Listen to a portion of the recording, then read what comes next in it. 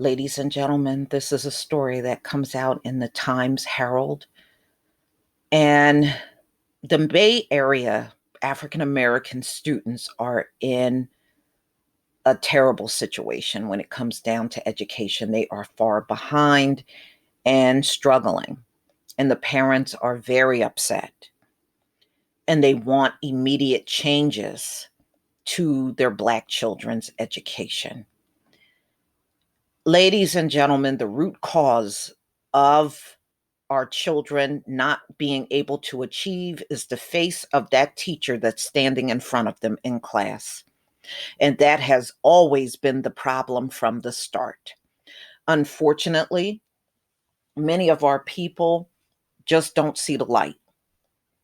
You're letting a teacher evaluate your students, grade your students, and they know damn well they're miseducating them. They're confusing them, and they're making the assignment so complex they know these students can't follow it. This is a deliberate act being done on our students. And I can tell you, I can think as far back when I was a child growing up in the city of Philadelphia, my class was all Black, but my teacher wasn't Black. And I always used to find that to be odd. We would walk through the school building, and class after class, you would just see a bunch of white female teachers, white female teachers, white female teachers, bunch of Black kids, bunch of Black kids. It never looked right. And it didn't feel right. I knew something was wrong, but I could not put my finger on it at that particular time because I was too young. But I knew something was definitely wrong. So, ladies and gentlemen, Bay Area parents declare state of emergency over district failure to educate Black children.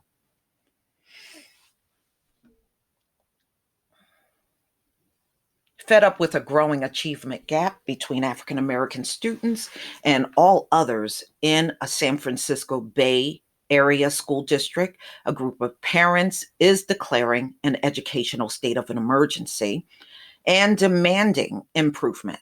For years now, the district has not seen or served African American/Black kids, said Goldie Williams, whose daughter attend El Cerrito High School in West Contra Costa Unified. That all changes tonight. There is no more time for consideration. The time is now. It's time they see us, the parents who are members of the district African American Site Advisory Team, presented their demands Wednesday night to a meeting of the district school board. The board unanimously approved a resolution presented by the group, and agreed to implement all of its recommendations next year, which are expected to cost up to $7 million by shifting money the district is currently spending on student programs to services that will better serve African American students.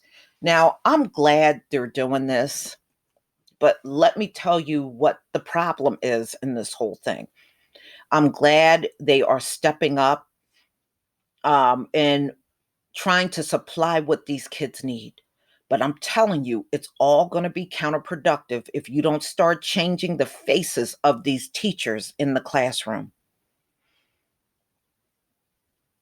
I'm just telling you, it's going to be for naught if you're going to keep the same teachers, but you're going to step up the programs and the kind of subjects that your kids get. Get the faces of those teachers out of your classroom and start replacing them with the faces that the students are familiar with. All right. So, of course, there's someone by the name of Tony Wold that is opposing this whole thing because he said the school district already has a deficit of $48 million. But they are going to move forward with this whole thing anyway. according to the article. The district has stated that it is a priority to address education gaps with African American students, Williams said. From a moral standpoint, this is what's needed. This is a crisis. She is co-chair of the group, which demanded that West Contra Costa Unified improved its services for African American students in the district that includes Richmond and surrounding communities. Data shows the achievement gap between African American students and others is growing in the district, where only about 20% of African American students met or exceeded English standards on statewide tests last year, and a mere 10% met math standards. In contrast, about 61% of white students met the English standards, and half met the math standards. And that's because white students are going to have a teacher that looks just like them. That's the difference.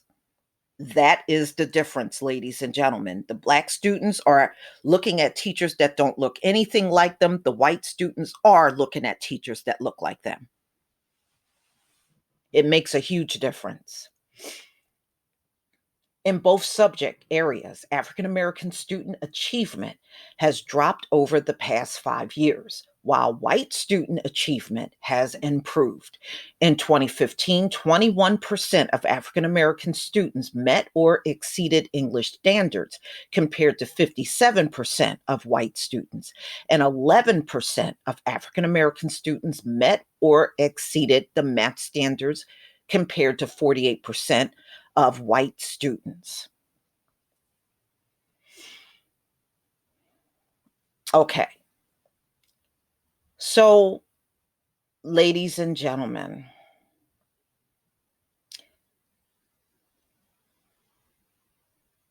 they do this on purpose. Our kids are being sabotaged in these schools. They are being taught lies. And the only reason why I had caught on to that, ladies and gentlemen, because I noticed there were huge differences in what I was being taught in school by these teachers. And when I would get books from the library and I would start reading them on history and on, social studies and on different subject matters, and it would far differ from what I was being told in class. And that's how I realized these teachers are standing here lying to us. And it's a lot of lies, y'all. I'm not talking about, they're fudging information here and there. It's a lot of lies, a lot. And I had to realize that. So if there are achievement gaps, that's why, sabotaging goes on in all industries against us. Think about that. We're sabotaged in school, we're sabotaged on jobs, we're sabotaged everywhere we go. So I think when our kids are in school and their minds are being molded, this is where you have to make sure they're getting that right education. Now, I know people work and you have jobs, but that does not mean you can't keep up with what's going on with your children. You still should know. Okay, if we don't change the expectations for the students from the teachers, the administrators, the parents, from everyone, nothing's going to change, Williams said. The expectation has to be that this is unacceptable. And I agree with her. But again, you're not talking about changing these teachers. So I'm just a little concerned about them putting out $7.2 million and you're keeping the same sabotagers in place. I'm just saying. All right, I just want to go down to what the governor said here. the plight of African American students lagging behind their peers statewide is also on Governor Gavin Newsom's radar when he released his proposed 2020-21 budget last week. Newsom emphasized the fact that the achievement gap for African Americans and for students with disabilities is not closing statewide. Okay, again, who are the educators of these students in the classroom? Who are the educators? I mean, you mean to tell me our kids are spending hours around these people and they are learning nothing? That should bother every parent. Is anybody monitoring what these teachers are doing in the classroom? You know? Mm. Ooh, you're lucky I'm not in charge. Ooh, you're lucky.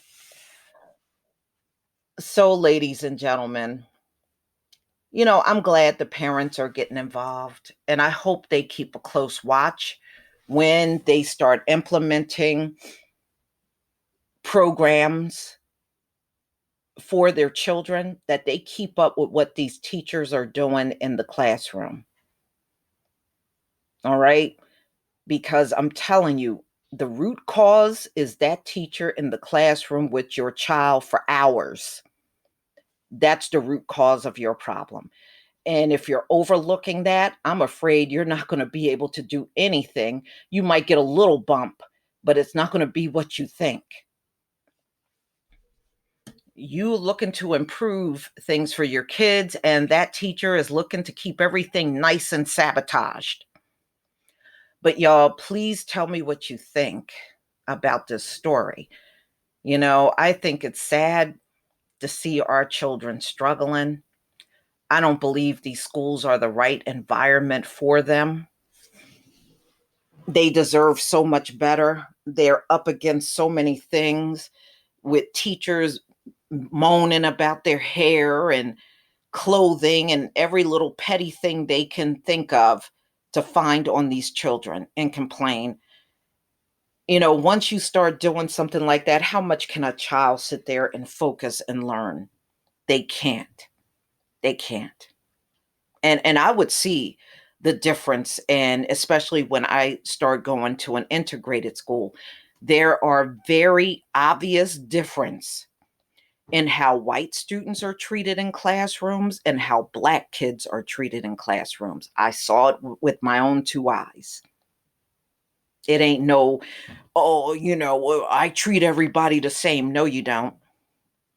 No, you don't. You may say those things, and those things may sound all good and fuzzy, but I'm telling you, every person that I've ever heard say those kind of things in my lifetime, they never treated everybody the same. They're full of shit. But y'all, please tell me what you think. Please leave your comment and subscribe. Don't forget to hit on the notification bell, and I'll see you on the next video. Peace, family.